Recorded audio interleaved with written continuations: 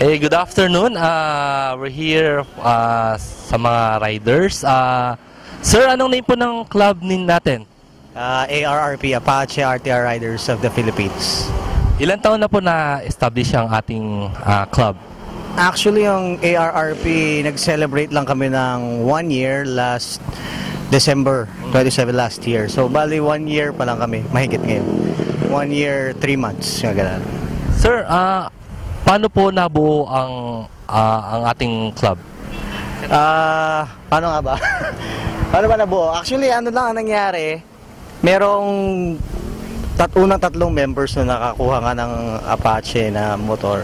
Tapos, naggawa sila ng page sa Facebook. Tapos yun na, nagsunod-sunod na, nag-add na lang doon hanggang sa nabuo na yung group namin.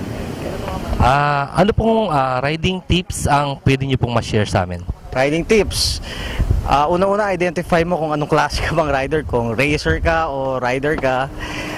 Normally, kapag ganyang cruising lang, alalay lang lagi sa driving mo. Kasi pagka, alam mo naman, masyadong matulin, mahirap na eh. Yun.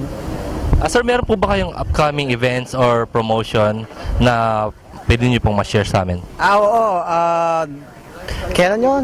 Baguio ride natin?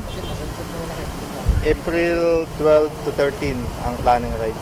Sir, baka meron po kayong gustong batiin. Binabati ko yung aming mga back rides na ngayon ay medyo nagpe-prepare sila kasi may lunch din kami. So, hello sa inyo. At saka sa mga Apache pa na riders, may mga Apache, i-search lang Apache RTR Riders of the Philippines sa Facebook. Ayan lang. So, thank you, sir. Thank you, sir.